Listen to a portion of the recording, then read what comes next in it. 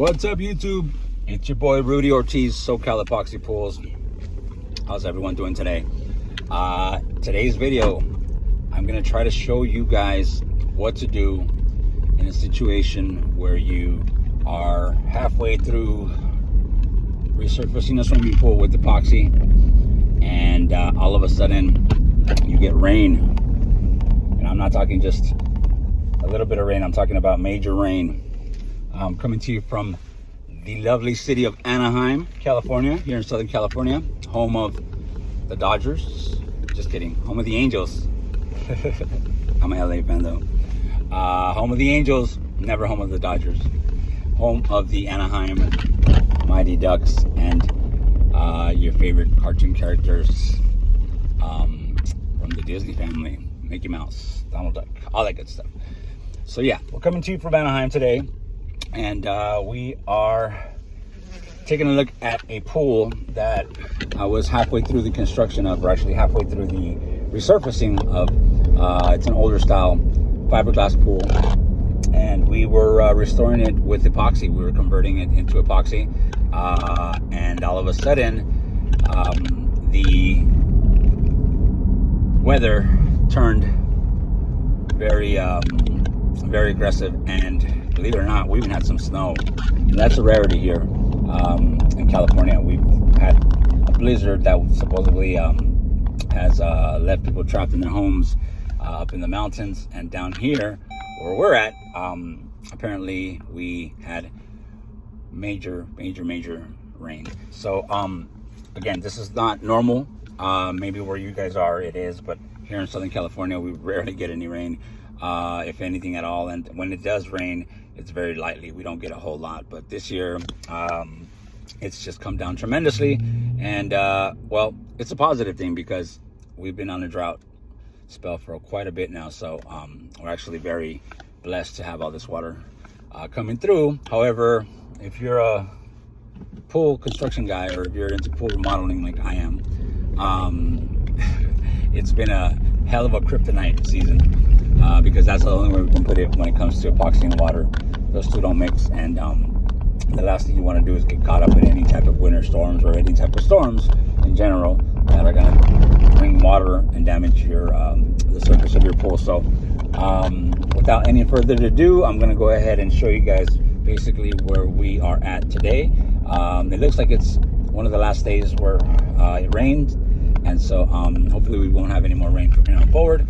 But should this happen to you, this video here is going to be titled "Don't Panic, It's Just a Little Water," and resurfacing with epoxy. Hope this video helps you guys out, and show you guys what the damage looks like here as soon as we pull up to the property.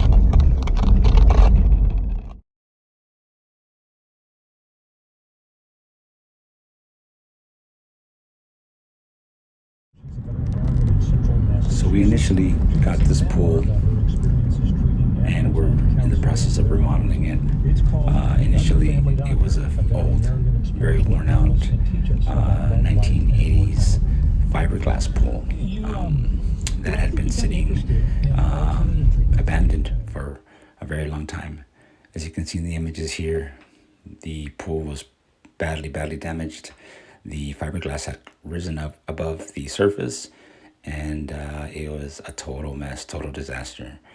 We initially decided to just go ahead and rip out all the fiberglass and go back to the regular surface, which is cement, concrete, and this is the way that it looked before the storm. We were at this phase prior to the final top coat application. So the swimming pool had already been primed, it had been acid washed, we had removed all the fiberglass debris, and it was pretty much ready for the top coat. The pool was worked on for maybe about a week and a half, and it was ready to go until we got the mother of all rainstorms that came in. And typically in Southern California we get a little bit of rain here and then, but not this time. We got major rain and totally threw us off track. Calm down.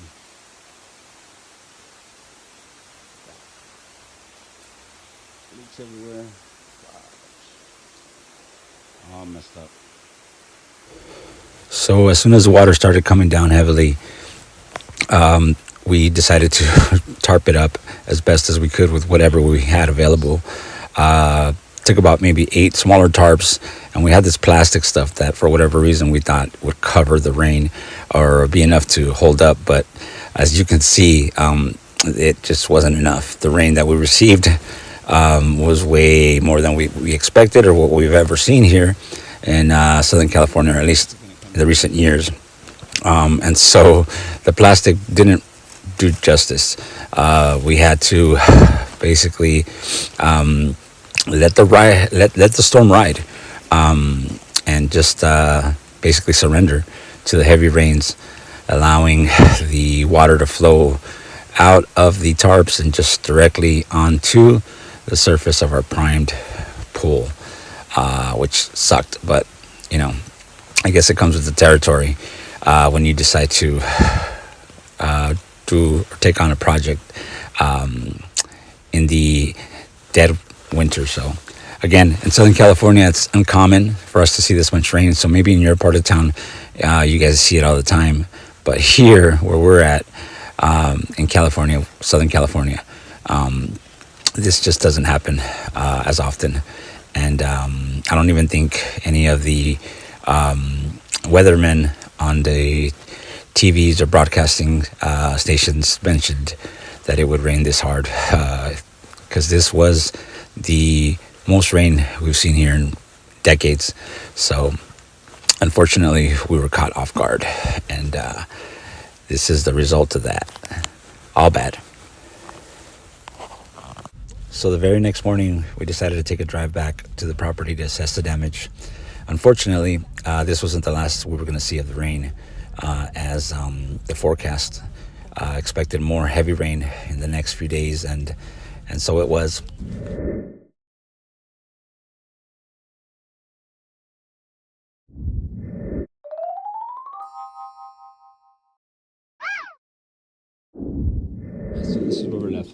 So here's what Mother Nature left behind once it was dry enough for us to go back underneath the tarps that we had initially laid out. As you can see from the walls and from the flooring there, it did a pretty good number on it. We weren't hoping to have to go back and reapply any of the primer, but basically at this point, that's the only thing you can do is let it dry and kind of start all over from fresh. The only thing that we didn't have to do again was the acid wash part. Basically just kind of washed it up a little bit with the water hose. So the next step here is to take all that water out and give it a light wash. Obviously flush it back out. You got a lot of dirt, worms, stuff that was already growing in there because of the tarps having been sitting on the flooring. So we want to get rid of all this dirt. And you don't need to acid wash it again, just hose it down lightly and get rid of all the dirt marks, the junk marks that you have left over, like the dead worms and dead crickets and all that good stuff, whatever happened to creep its way into the bottom of the tarps while the water was falling. So after about a day and a half or so of sunshine, we were able to get the pool dry enough to be able to proceed and add a couple more gallons of the epoxy primer that we had initially laid out on the flooring and the walls surface of the swimming pool. This would be reset time, basically. As you can see, the pool looks very similar, if not the same as what it looked like prior to the storm. It was a major setback, but you know, at that point, there's not much we can do other than to let it dry, go back, clean it all up, and basically hose it down to remove all the debris and everything that had fallen during the storm. Also, you want to make sure to remove the tarps right away to avoid any potential worms or creatures that may be deciding to make this new pool their home.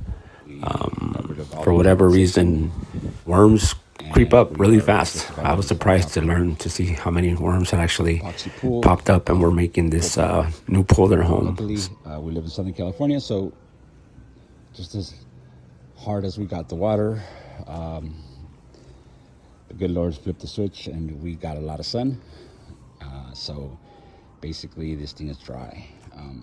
Took about maybe 2 days to dry up after we removed the tarps and after removing the water condensation. And we did finish the primer on the shallow end and mostly on the stairs. But this is so again, the main thing is to make sure you clean it all up, remove any tarps, and get back to work right away. Because once you're already this far into the project, there is no turning back, and it's do or die time. Because although Mother Nature had won the battle, there was no way that we were going to let her win the war. Not this time anyway. So again, it's about keeping positive, I think. I think that has a lot to do with it.